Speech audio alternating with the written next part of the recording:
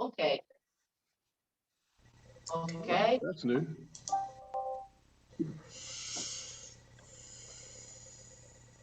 Okay. So can we start?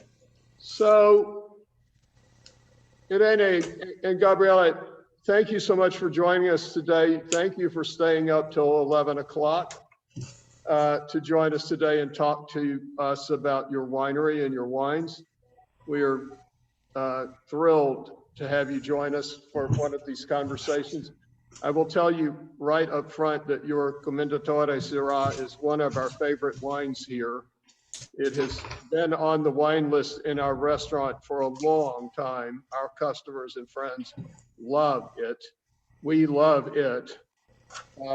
And so we're already big fans even before we get started. So, and thanks to James for introducing us to that wine so that it's been a big success here, both in the store and, but especially in the restaurant for a long time.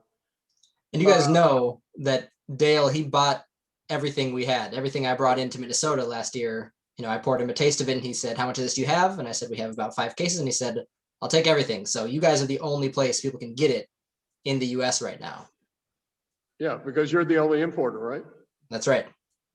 So, Irene and Gabriele, would you take a few minutes? Well, first I'd say everybody, I'd encourage you to pour yourself a glass of the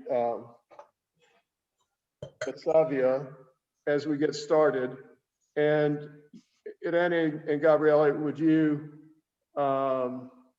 just tell us a little bit about yourselves and your winery, please? Sure. Yeah, first of all, thank you for being here, connecting with us from Italy. I'm Irene and he's Gabriele Mazzeschi. So the name of the winery has his name since he is the winemaker. And the winery and the farm in general is a family run farm, which exists from 4 generations. So Gabriele's great grandfather was the founder of the whole winery and farm. But actually, until 11 years ago, the production of wine wasn't the core business of the farm, and they used to produce only a red wine and a white wine, and they didn't use to bottle it. So when Gabriele started to take over the family business, he decided first of all to improve and increase the wine production of the winery. So he decided to renovate the old vineyards and to start cultivating new ones. And most important, he create a real winery. So he started buying all the winery machines, like the distillation machine, the press, the barrels. We are now in our barrel room. Right now, our 2020 vintages of Commendatore and Furamacchie are aging right now. So that's the reason why, even if the winery, the farm is much older than Gabriele, the winery has his name, because this kind of wine, these labels exist from when he took over the family business. The most important things about how we work is that all our vineyards are organic certified. And also in the cellar, we try to make everything as natural as we can. For example, we do not add any kind of yeast during the fermentations, since all the fermentation starts spontaneously, thanks to the indigenous yeast that are on the skins and in the cellar atmosphere. The first wine you are going to taste is our Mezzavia, which is 75% Trebbiano and 25% Malvasia, which are the 2 typical white grapes in this area of Tuscany. We are in between Arezzo and Cortona. Maybe you already heard about Cortona, which is the villages mentioned under the Tuscan sun, the Romans. So we are really, really close to Cortona. And this is the typical white wine of this small area. This is my first time tasting, well, James will probably tell me that it's not my first time tasting this wine. It's the first time I remember tasting this wine. But I'm 68 years old, so if it didn't happen yesterday, I might not remember it. But it is really, really a lovely, lovely wine. It's so perfumed and lush, and it has such great mouthfeel and nice balancing acidity and a long, wonderful finish. It's fantastic wine. Have I tasted this before, James? One time? Well, it's really good. Over a year ago. Yeah. So It's been a while.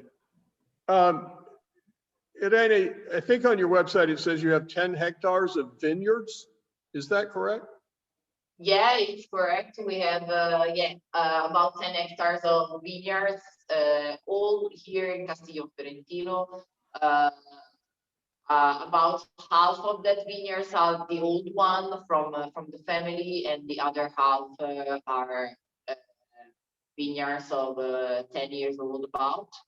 And everything is here in Castillo Fiorentino, and everything is like also the harvesting is manually. So we picked all the grapes by hand.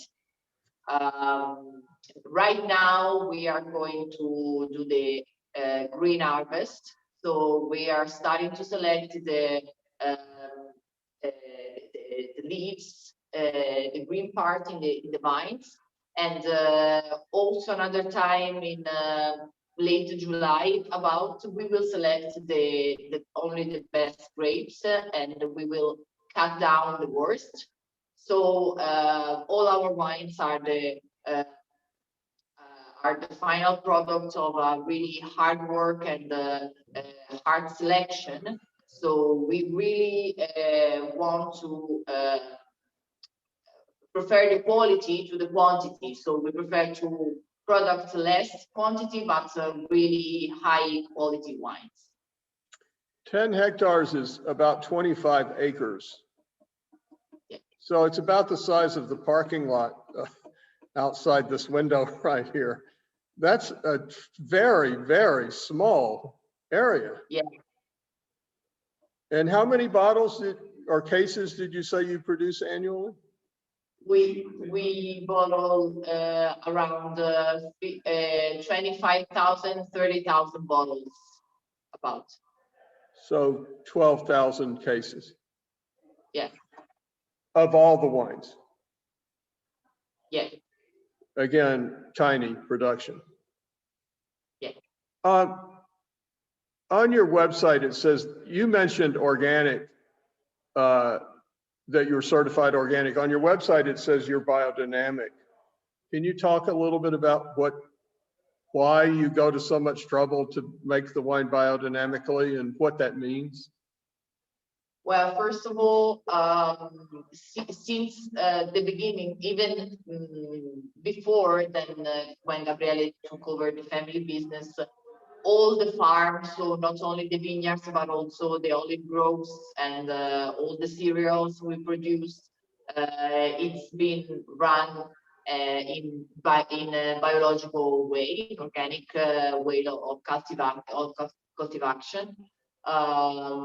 But because we really believe that that's the right way to respect the environment, and so that's the way to make a real wine, not how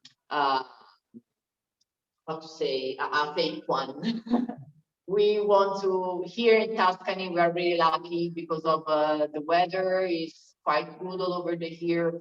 We usually don't have too much high temperature in the summer and not too low temperature in the winter. So everything can be quite handled in a natural way. On the vineyards, we do not use any kind of poisons.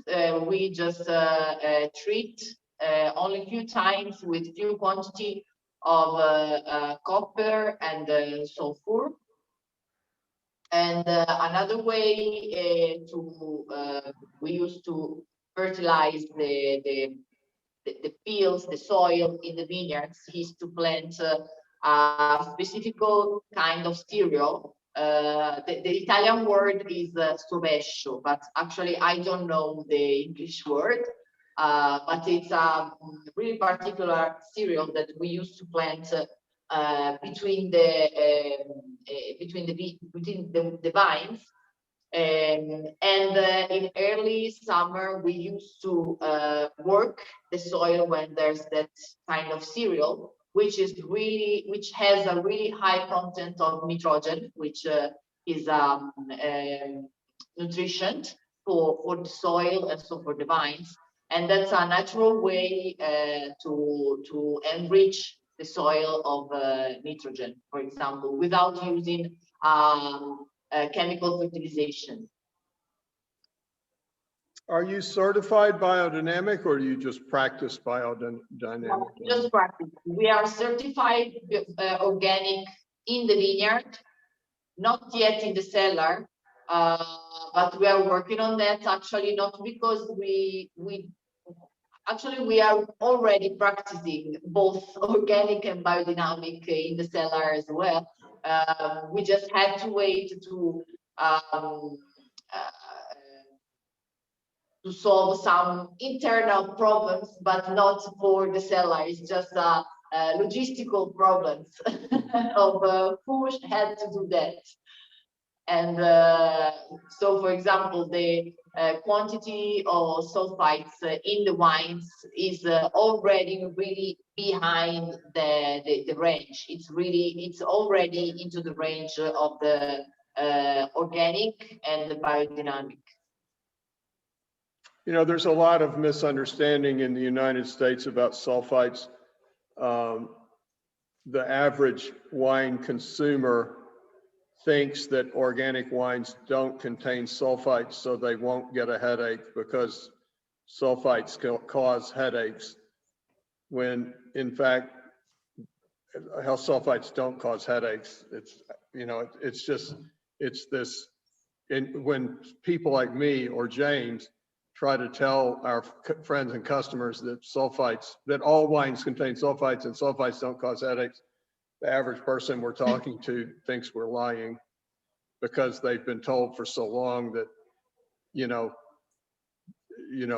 fats or wines don't contain sulfites, and so that you won't have a headache the next day, which is, you know, inaccurate on both counts. Wine contains sulfites. The point is to not adding too much sulfites, right, in it. Right. That's it. But all the wines contain sulfites. But because during the process, the wine produces sulfites itself. Right. Right. Well, there's sulfites everywhere. Strawberries and broccoli and pickles. Yeah. So, well, I love this. I love this wine. I just love this wine. I'm so excited to taste it. I'm so glad to if all we did today was I got to taste this Mezzavia, the hour is time well spent. Thank you. It's amazing. It's amazing. So let's taste the Foromachia, which is a Sangiovese Cabernet Sauvignon blend. And the vintage we're tasting is 2018. 95, yeah, and 5 Cabernet Sauvignon. So this is, well, the last wine, the Commendatore, the one we already mentioned, is our top wine. Sangiovese is a wine that most represents our area in Italy, because of course Sangiovese is the most cultivated great variety in Tuscany in general. So we decided to, of course, go for the production of this wine, also because the many of the old vineyards that were already in the farm when we started to work on it were of Sangiovese, because of course that's the most traditional grape variety here. But we decided to do not produce a basic 100% Sangiovese as almost all the other wineries here in the area, and we wanted to add to blend it with Cabernet Sauvignon.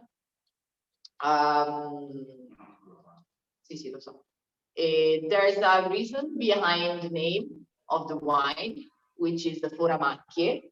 Foramacchie was the nickname of Gabriele's great grandfather from his father family part, because his job was, he was the lumberjack, and in the local language, forare la macchia, so Foramacchie, means to go into the woods and to cut the wood, but it's in local language. So Foramacchie became his nickname, but it was so important that everyone used to recognize him and his family not with the surname but with the nickname. So everyone was from Foramacchie family, not from Mazzeschi family. So Gabriele decided to give this name to this traditional wine we make. You know, you produce, you grow grapes and you have olive groves and you have cereal. Yes. Yes. There are a lot of wineries that have olive trees, but I can't think of another winery that has cereal, that grows cereal. And you grow 3 different cereal plants, right? Yes, actually, yeah, we produce the ones you see, because you are on our website, right? Well, I have been. I'm not right now, but I have been, yes. Okay, you saw it on our website, yeah. Right. That's another kind of product that used to be produced since years before Gabriele started to take over on, and yes, it's because we had really a lot of hectares of fields which are not vineyards and neither olive groves, and so yeah, we cultivate cereals, but I think that's the same in the States and actually all over the world. But of course, we cannot produce the same cereals on the same field every year, so we have to rotate. So yeah, we almost change every year, and sometimes we produce the final product, and sometimes we just sell the seeds to other businesses. And in total, you have 100 hectares, is that right? Yeah. So you have a lot of cereal. Yeah. Grow, yeah. So because that's at least 90. It's just, is that just what was there when your great grandfather bought the property, or how did that come about? The cereal. Yeah, it started, all started from the great grandfather, but at the really beginning, they just used to produce the cereal and sell the seeds. But then they decided to produce the final product, to cook and to sell to the final customer. Do you bottle your own olive oil? Yeah, our olive oil, after the crushing. So first of all, the olives as well are picked by hand. Usually in the middle of October, we start the picking of the olives. So then we bring all the olives to the mill, which is not our property, but it's here close to our winery. A really important thing is to bring the olives to the mill within 6 hours from the picking, to keep all their organoleptic properties. The olives are cold pressed, and we obtain the olive oil, which is brought back at the winery and is kept into stainless steel tanks. And yeah, every time we need to borrow it, we borrow it ourselves. James, do you have the olive oil? I wish. I was able to bring home a bottle with me, and it's phenomenal. It's amazing. I've never had such a perfumey, fresh olive oil before. Nothing like that here in the States. I have a niece who lives outside of Nice, France, and they have olive groves, olive trees, and once or twice a year when she comes home to visit with her husband, her French husband, she'll bring me a liter of their olive oil. That's and a heck it of a is deal. amazing, how much better it is than even the most expensive olive oil you can buy in the grocery store or something here. It's kind of eye-opening how special it is. Yeah. When I met them the first time, they had a wine glass of their olive oil, and it was covered, and I just uncovered it, and from here I could smell the perfume. I've never experienced anything like that. Nothing, like you said, doesn't matter how much money you spend in a grocery store in America, you don't get olive oil like that. Irene and Gabriele, you're a couple. Are you married? Yeah, we're married. Yes, yes. And how did you meet? And then we have 2 boys, Oh, 2 really? small boys we have. How old are they? 3 and 6 years. Oh, they're still delightful. They're not driving you crazy yet. Well, how did the two of you meet? We are from the same place because I grew up in Arezzo, which is just 20 kilometers from here. He's from here, which is Castiglio Fiorentino. But the funny thing is that we didn't meet here in the area. We met in the Tuscan coast. So like almost 3 hours from here, we met at the disco. So like in Bulgaria or Maremma? What, sorry? Did you meet in Bulgaria or Maremma on the coast? Close to, yeah, close to. And yeah, and then we figured out that we were from the same place. Wow. And was your family involved in wine, Irene? Not mine, no. No. So you you always wanted to marry a winemaker, and you finally found one, and Exactly, and he was really handsome, so you married him? Yeah. And now I'm here, yeah. Yeah. How long have you been married? It will be 6 years this summer. Would you see if Dale can help them, since I'm in the middle of this? I'm sorry, could you repeat that? Yeah, 6 years this summer. Wow. And do you think your sons will follow you in the winery? I don't know, but I think so. At least one of them, but yeah. They're already helping us, and they are really excited on doing that.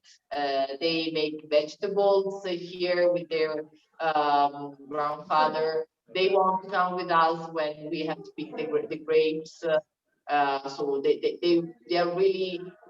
really enjoy our country and winery lifestyle. We had one of these conversations with a great winemaker in Chablis named Christian Moreau, and he Christian is one of probably 2 really great winemakers in Chablis, And he said that he knew, he has two sons, and he knew when they were 7 and 10, which one of them was going to end up working in the winery and which one wasn't, because the 7-year-old was always helping and the 10-year-old was always in the way. So it's funny. So we don't all have it to taste, but could you guys talk a little bit about the Commendatore as kind of a standout for the Tuscan area? That wine really stood out to me. I had never come across any Italian Syrah really ever in my life, and I'd love to hear you guys talk about that a little bit, if that's all right. Yes, the Syrah is not really a typical Tuscan grape, and not even Sì, vabbè, se è tipico dei portoni. and not even from Italy, but it is from this restricted area. Since, as I told you, we are just a few kilometers from Cortona, and in Cortona, Syrah is the main grape variety which is cultivated, and so Syrah it's really typical from Cortona, actually. So for that reason, we decided to create this wine, our Commendatore, which is 100% Syrah, and it's after 3 months in concrete tanks. It's aged in barrels, this barrique. So each barrel is 225 liters capacity, and it's aged for about 15 months here. Also in this case, the name has reason, because Commendatore is a sort of charge that the government used to give to people who did a really good work on his job. And our founder, Gabriele's great grandfather, got this nomination. So for that reason, we wanted to make this bottle in honor of our great grandfather. Also, right now I'm holding the new vintage. So the next vintage than the one you have, and the label is a little bit different. I'm going to zoom it because, as you can see, the red stripe is a little bit like fake ruin, and here this is saying 115 years of history, because in 2021, so this year, Gabriele's great grandfather would have been 115 years old. So it's an extra dedication to him. Excellent. well, there is a famous Syrah, Tuscan Syrah. Macchiaole makes a wine called Scrio, which is 100% Syrah, and it can be a fantastic wine, but it's about 5 times as expensive as your wine, and it's not any better. Yeah. It's just more famous. It's not. I don't think it's better, and that's very high praise because it's an amazing wine. On your website, it says that you ferment the grapes in marble. Is that true? Marble? Sorry. Yeah. Marble. Yeah. I say cement. Yeah, concrete, cement. Yeah, marble. Yeah. It's cement, right? Yeah, it's cement, because we actually, the white and the rosé, not really at this point, just because so marble, okay, that's the right word. The marble tanks we have are the original ones we have since the beginning. So before Gabriele started, he just finds these tanks in the winery, which are the ones that are being used before. And so at the beginning, he wanted to change all of them and to start to use all the stainless steel tanks, but his father was angry about that because he said that it was crazy to do something like that. So he kept these marble tanks, and now he's really grateful about that advisement from his father, because especially for the reds, we are still using those tanks for the fermentations, because the thing that it's a big advantages from that is that we do not need to have the temperature control, because they have a really high thickness, and they are like isolating from the temperature outside the wine inside. So we don't need any kind of temperature control, which is absolutely needed with a stainless steel tank. And so we are really grateful to have those kind of tanks, which right now are really hard to find in the market. So I'm still unclear. Are the tanks marble or concrete? Concrete. Concrete. Okay. Concrete. Yeah. Well, so your website says marble, which is a different thing. I'm afraid that it's a bad translation then. Let me check just a second. Marble is like what the David is carved out of. No, it's not marble. That's what marble. Cement. Yeah, right. I will correct that. It's not marble. I've been doing this a long time. I had never heard of wine that was fermented in marble. It's heavy. It's too heavy and it's too expensive. Exactly. Yeah, it's too expensive. Yeah. But we have another strange tank in the winery, because which, if I remember, James has both our amphora wines, so the same name of their company actually, because we also produce two different wines, a white and a red, in terracotta wine jars. Yeah, that's what this emblem on your label is an amphora, right? It's similar. It seems an amphora, a jar, but it wasn't supposed to be a jar at the beginning. Oh, really? But yeah, our logo already know from the beginning that we would have start to produce wine in the jars. Concrete is permeable, which also, there is a slight bit of oxidation that goes on with concrete, which would not happen with marble, right? Is Gabriele's father still alive? Yeah. So you had an argument with your father about the stainless steel, and your father won the argument, and turns out your father was right. Correct? I'm interpreting that correctly? Correct. Yeah, correct. Has Gabriele ever won an argument with his father? Yeah, a lot. Yeah. So tell us about a disagreement between Gabriele and his father that he ended up winning.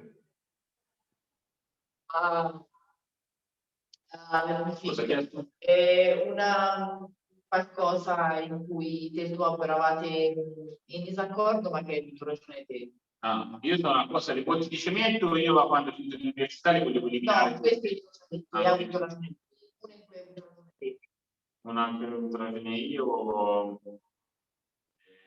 Vabbè, la pulizia in cantina, comunque mio babbo non è che teneva tanto pulito. La selezione dell'uva. Yes. Something that Gabriele's father is still in disagree, but he's not right on this, is about the grape selection in the vineyard during summer, because for him, this kind of throwing away the grapes is something like a waste. but it's an important thing to have few grapes, but really high quality. So yeah, he is right. He studied for that. That's different. The past family didn't really study about these things, but they learned everything with the experience because they all grown up in this on this lifestyle. Gabriele grown up here, and he knows things for experience, but he also studied for that. So he added many details that he learned at the university on studying all the processes that all the family didn't know about it. You know, Angelo Gaia always told the story, or tells the story, about when he took over from his father, Giovanni, that he wanted to do the selection in the vineyard. He wanted to do great green harvest, but his father thought it was a sacrilege. He thought it was sinful to cut the bunches off and drop them on the ground because the grapes are a gift from God, and that it was actually a sin to waste a gift from God. So Angelo and his wife, when he first took over, went out in the middle of the night with flashlights and did the green harvest so his father wouldn't know he was doing it. And they, you know, now Giovanni and his sister Gaia and Rosella, they all tell the same story about their father and grandfather, that this you know, violent disagreement that they had about green harvest, that Giovanni's grandfather thought it was a sin to waste a gift from God, but Angelo wanted to make great wine. And so he was committed that he had to do the green harvest. They actually don't do that anymore. As much. They, through same kind of agricultural practices that you have employed, they now think the vines are in such harmony that they don't have to do the green harvest nearly as much as they did when he first started trying to make world-class wines. Well, I've told you that I think your white wine is fabulous, and I've told you that your Syrah is better than Macchiavelli Scrio, which sells for like $400 a bottle. So I think I'll shut up now, because if the next thing I say might not be as positive. The three really, really wonderful wines from, as James and I were talking earlier today, from a winery that most people have never heard of. Certainly outside of Minnesota in the United States, they've never heard of your winery because the wines are only available through Amphora Imports here in the United States. I mean, we've had so many of these events, these conversations with really, really famous people like Marco Del Forno from Del Forno Romano and Gaia and, you know, Domenico, all these amazing wineries. And then we stumble on this winery that I don't think very many people have ever heard of, and your wines are just wonderful. They're just, these three wines are wonderful wines. Thank you. We really appreciate you, please. I mean, I'm just thrilled. I'm thrilled by the quality of these three wines. So, and I really do have to thank you for being with us at 11 o'clock. Well, now 11:40 at night. I hope those two boys don't wake you up too early tomorrow morning. I don't think so. Let's hope. Okay. Well, thank you so much. Number one, thank you for making such wonderful wines. They are wonderful. And James, thank you for sharing them with us. Thank you for encouraging me to have this tasting, because it's special. I love discovering things that aren't just I love discovering hidden gems. And, you know, I was looking for an inexpensive Pinot Noir. I tasted about 40 different Pinot Noirs. And I finally tasted one that just blew my mind. It was so great. And it's from a winery that I have never heard of. I don't think anybody's ever heard of this winery in California. I can't find any evidence of it on the internet, but the wine is amazing. The wine is amazing. And I kind of feel the same way about these 3 wines that I've tasted with you today. Some wines have a characteristic I call specialness. And I think these 3 wines have great specialness. And so congratulations to you, and thank you for spending this time with us today. Thank you. We hope to be able to come in Minnesota soon and to have not a virtual tasting, but a real tasting with you, with all of you. Well, we can do that now. So you can come next week. We'll put on an event next week. As of today, we can do anything we want. And if you come to the United States, you have to come to Minnesota because there's nowhere else for you to go, right, Jay? Right? Not yet. We're trying to. I would suggest you come in the summer. Don't come in February. Okay. It's brutal here in February. Well, thank you, Irene and Gabriele. Thank you so much. This has been very, very special. Thank you so much for your time. We appreciate it. Thank you, guys. This is great to see you again. Joining us. Thank you, Carol and Melissa, and as always, Tom and Ted. Sì, Thank you, everyone. Cheers.